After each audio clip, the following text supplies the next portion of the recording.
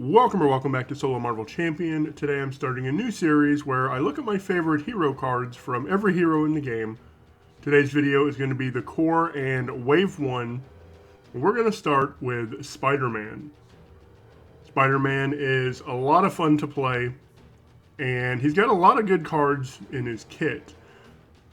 For me, it really came down to two cards: Swinging Web Kick. 3 for 8 kind of set the standard for all attack events. That's what we measure attack events against. And it is a fantastic card, but for me, my favorite card is Backflip. When you would take any amount of damage from an attack, prevent all that damage. It is a defense card, and when they changed how defense works in the game, this card got even better. Because now, when you play a defense event, that counts as you defending. So playing Backflip makes you defend and also prevents all that damage. So in Spider-Man, I pretty much only play protection. I have played Justice a couple times, but this one card, without any shenanigans and without any worrying about, how much damage might come through, you get to trigger your Unflappable, your Hard to Ignores. This card, for me, number one in Spider-Man by a long shot. I absolutely love this card. Next, we're going to come to Captain Marvel. Captain Marvel is very powerful. I absolutely love a lot about Captain Marvel. She has some amazing card draw. She's got card draw on her hero side, on her alter ego side. Her Alpha Flight Station gives you some more card draw. Even though it's kind of filtered, it's better when you do it in alter ego. So she has lots of card draw, which is nice in this game. And for me, my favorite could have been Energy Absorption. It's just a resource with 3 energy resources on it. But my favorite is Energy Channel. 0 cost upgrade as an action, so you can do this in alter ego. Spend X energy resources, put X energy counters here. Now this means you can slow drip this. You can do it fast, slow, however you want to do. Then you have the hero action. Discard this. Deal 2 damage to an enemy for each energy counter here. That's a maximum of 10, so you only want 5 counters on here. I've done it with 6 just because of, the last energy I put on it. I needed to do that with the energy card. So, you're still only getting a max of 10, but this card is key for setting up what I call the push win or the push kill. You set this up, slowly trickle it in, and then when you get to the second stage of the villain, whether that's stage 2 or stage 3, you crack this to deal 10 damage. Now you can only have one in play at a time, but I've had games where I have popped this one, played the second one, loaded it full, and popped it as well. So that's 20 damage in one turn. I really love Energy Channel, especially in a deck with that Energy Absorption resource card. Putting 3 on there for 1 card is amazing. So that is Captain Marvel's card, Energy Channel. Next, we're going to come to She-Hulk. I'm going to be honest, I haven't played She-Hulk at all since I only had the core set. So this is really digging back into my memory to find a card that I find my favorite with her. It really came down to a card that I probably didn't play very often in the past, but with the new ruling on this forced response, this is my favorite card. This +2 attack, which gets her up to 5, that's huge. After She-Hulk attacks, discard this, stun the attacked enemy. The new ruling here, though, if you cannot stun the attacked enemy because they're stalwart or already have a stun, That is you not being able to do the ability. And if you can't do the ability, you don't have to pay the cost. The cost being discarding this card. So if you're going up against a stalwart enemy or a stalwart villain, you get to keep this. Attack for 5 and you don't have to discard this. That is a lot of fun. That is definitely a ruling that has made me want to go back and try She-Hulk out again. I just haven't done so yet. So that is something I will do, but for now, at least, until I've played her more to get more experience with her, Superhuman Strength is my favorite card. Iron Man actually is the card that got me into this game. I came from the MCU and loved Iron Man. I, based on the MCU, assumed Iron Man was like Marvel's flagship hero, and found out no, that's not the case. He was kind of a second tier hero, maybe even lower. But in the game, I love Iron Man. He has a lot of cool cards. He's got, his suit that you build up. He's got 2 rocket boots, 2 power gauntlets, his helmet, the Mark V armor, the arc reactor. It is really cool to assemble his gear. And assembling these upgrades also increases his hand size. So that's fun too. But my favorite card... Enemy 8 instead if you have aerial. Now, you do have to work a little bit to get aerial, but not too much. You have to have your boots in play, exhaust them, spend a mental resource, gain aerial. So what I like to do, and of course it's not always going to work the way you want, I like to use the Genius double resource card to pay that. Then with it sitting on top of my discard, use Pepper Potts to generate the 2 resources to play Supersonic Punch. That's a lot of fun. You dump your energy or your Genius card to get mental. That gives you aerial. Use Pepper Potts to reuse Genius to play Supersonic Punch. Just doing that 8 damage is a blast. So for me, being able to deal 8 damage with Supersonic Punch, that is my favorite card in Iron Man. Finally, the last hero in the core box. I didn't even like Black Panther when I first got the game because this ability just seemed underwhelming to me, Retaliate 1. Turns out that's really good against Ultron, but he does have some fun cards. Of course, Wakanda Forever, and you get 5 copies of that. That is what lets you pop the specials on your Black Panther upgrades. That's not my favorite card, though. Number 1, you do have 5 of them, so they do come up a little bit often. My favorite card in Black Panther is the Golden City. Being able to come up with 8 cards into hero form is huge. And even going down from hero to alter ego, maybe you have that one ally left in your hand you want to play, or you've got an upgrade in your hand that you weren't able to play. Once you go down, draw 2 cards. That's going to give you the resources to play that upgrade, even if you have to give up something else that you wanted. So Golden City is huge. Drawing 2 cards is just such a huge ability that is my favorite in Black Panther. By far, Golden City is my favorite card in Black Panther. Now we are going to look at the Wave 1 cards. We're going to start with Captain America. The Captain has some neat things going. Of course, he's going to be able to get his shield. He, on Alter Ego, reduces the cost of the first ally played by 1 each round. That's pretty cool. Shield block, shield toss. He does have some super serum, which is nice. 2 cost physical resource generators. But my favorite card is Heroic Strike. Now we're not getting that 3 for 8 like we did in SpiderMan, but we're getting 3 for 6.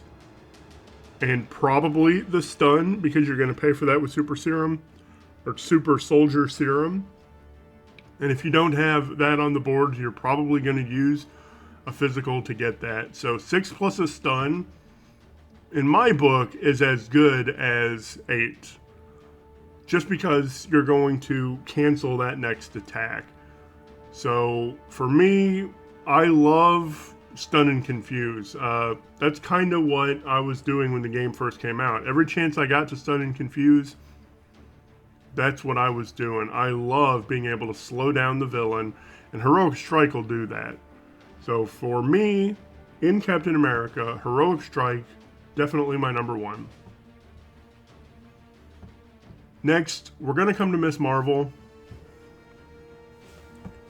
This is the only card on this list, or the only hero on this list, whose favorite card for me is also one of their identity sides. This morphogenetics response on her hero side is one of the coolest things in the game. After you play an attack, thwart, or defense event, exhaust Miss Marvel, return that to your hand. So I just talked about loving stun, and the first deck I built with Miss Marvel was a stun lock deck using Dropkick. Dropkick is 3 costs, deals 4 damage if you paid for it with all mental resources, stun the villain, and draw a card. So her Polymer Suit is going to give you a wild. That is 1 physical resource. Martial Prowess is an aggression upgrade, which generates a physical, and you can also use Helicarrier. So Helicarrier to pay only 2 for it, reduce the cost to 2, and then use those 2 sources for physical resources. Dropkick, stun, draw a card, exhaust Miss Marvel to pull Dropkick back. That was how I was playing Miss Marvel. I haven't played her much since then, but we have gotten a lot of really good attack, thwart, and defense events that I really think I need to go back and look at those again, or look at her again. Of course, you have Embiggen and Shrink. Those are going to increase damage or thwart. I love those. And the big one with Miss Marvel is Wiggle Room. Because of the timing, when you would take damage, play this, draw a card, exhaust Miss Marvel to pull this back, and you're still in the same interrupt. You're still potentially taking more damage. You can play it again to prevent that additional damage coming through and draw a card. So that's prevent 6 damage, draw 2 cards for a single card. That is crazy. The only reason that's not my favorite card is because it really takes her hero ability to be able to do that. So for me, Miss Marvel, my favorite card is her hero side, which gives her morphogenetics. Next is Thor. I played a lot of Thor, and I actually just built a protection build with him not too long ago. He has a lot of fun cards. The reason I went with protection, though, is really because of my favorite card in his kit, and that's Mjolnir.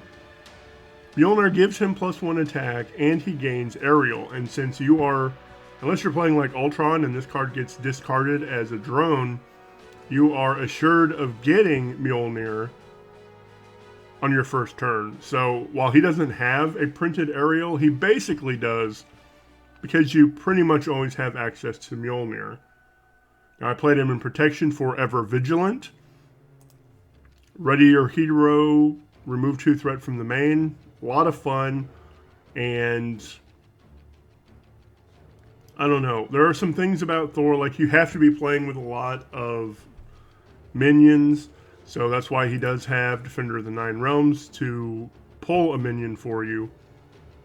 And when you do that, he also gets to draw 2 cards. So a lot of fun things to do in Thor. But for me, my number 1 card is Mjolnir. Next, we come to Black Widow. And Black Widow is actually the reason I'm making this list. ZiggyZ55 made a video looking at and ranking the Black Widow cards. And that's really what got me thinking about this list, because for me, I've talked in the past about Stun and Confuse. Covert Ops is a fantastic card. Action, so you can do this in Alter Ego. Remove a 4 threat from a scheme, confuse the villain. Then if you can pop up, attack, and play upside the head, you're also going to be stunning that villain. And for a hero who wants to spend a lot of time in Alter Ego, Covert Ops is, I think, the most powerful card she has. Now, Dance of Death can be good. I've just played Black Widow against Expert Rhino, or not Expert Rhino, Expert Claw quite a bit, and Dance of Death can be really fun there. You know, knock a tough off with the 1 damage, deal 2 damage to another enemy, deal 3 damage to that armored guard, gets rid of the guard with 1 card, and deals some damage elsewhere. Also, because it's 3 attacks in order, I love this deal 1 damage is at the top, because if you're stunned, you can play this. The first attack, deal 1 damage to an enemy, just pops your stun. And then you can deal 3, or deal 2, deal 3. So that's a good card too. But, like I said, for someone who wants to spend a lot of time in Alter Ego, Covert Ops is by far my favorite card in Black Widow. Now, that Black Widow video that ZiggyZ55 did, I have that linked in the description and in the comments, so go check that video out. He had some great coverage of Black Widow, talking about her cards, so go check that out. Next, we're going to come to Doctor Strange, and I don't really play Doctor Strange very often. I do like that he's a mystic, and that's actually going to cause me to make another series of videos. I have a series planned dealing with mystics, but Doctor Strange, and it's not that he's overpowered, because I think X-23 is overpowered, and I absolutely love playing X-23. I just think Doctor Strange is kind of boring. He has his invocation deck, and you really just want to use his invocations as much as possible, because they are very, very powerful. I think for me, because it plays off of using his invocations as much as you can, Master of the Mystic Arts is my favorite. So 1 cost event, hero action, pay the printed cost of the top card of the invocation deck, resolve its special, then place it back on top of the invocation deck. So part of that special, I believe, is discarding it. And that's why they have that additional clause, yeah. Stun an enemy, deal 7 damage, place this card in the invocation deck discard pile. So that's why Mystic Arts tells you to then put it back on top. But if you get a favorable card on top and a Master of Mystic Arts in hand, that is super powerful. Especially this Crimson Band's stun and deal 7. That's huge. I absolutely love that. If you can get that on top and proc it maybe twice if you have 2 Master of the Mystical Arts, that can be a lot of fun too. One of his upgrades lets you... There it is. Shuffle a spell card from your discard pile into your deck and draw a card. So that can get Mystical Arts back into your deck. That is a spell, isn't it? That's not a spell, so that won't work for that. This might be the one I'm thinking. Yeah, here it is. Search your deck and discard pile for a Doctor Strange card. Add it to your hand. Shuffle your deck. So that can get Mystical Arts back as well. But for me, for a hero who wants to just be spamming these invocation cards, and these these zero cost cards are worth spamming as well. Draw 3 cards, you know, for 0. So you can play Master of the Mystical Arts and then just draw 3 cards if this is on top. Choose a status card in play, replace it with a different status card. So you're stunned? Well, you know what? Maybe now you're actually tough. I love that. Or maybe the villain is tough. Well, now he's stunned instead. Or if you need to flip down, now he's confused instead. This is good, and just being able to do that without discarding that card so you can use it again later is really good. So that's why, for me anyway, Master of the Mystical Arts is number 1 for Doctor Strange. We're going to end with Hulk, and Hulk is another one I haven't played much of. In fact, I've only played like 4 or 5 games with Hulk. I gave up on him too easily. I know there's a shield deck with Hulk that is very powerful. I just haven't played it yet. I really like to build my own decks, though. I don't like to net deck and see what others are doing. So I just need to build a shield deck. But Hulk, you know, has his problems. 4 hand size, and you have to discard cards. You can't carry him over. So that's a bummer. For me, I think the number 1 card in his kit, because I really like Ready's as well, is Unstoppable Force. Ready Hulk, if you pay this card using only physical, draw a card. That might not always kick, but I think you're always building Hulk with a majority of physical resources, so that should proc pretty often. Big reason I like this card is if he is stunned or exhausted from defending, he sucks, because then you can't even use Hulk Smash. I really wish Hulk Smash had been deal 3 damage rather than plus 10 attack when you make a basic attack. But that's not the case. So because that's not the case, Unstoppable Force lets you ready. That's a lot of fun. So those are my cards, my favorite cards from Heroes in the core set and Wave 1. Let me know in the comments which are your favorites. Even just making this list has made me really want to go back and build decks for these heroes all over again. So let me know in the comments which are your favorites and which ones I may have changed your mind about by this video. I don't expect to change anyone's mind at any time, but if I changed your mind about a certain card, let me know. I would appreciate the feedback. Alright, thanks for watching today, and I hope you have a marvelous day.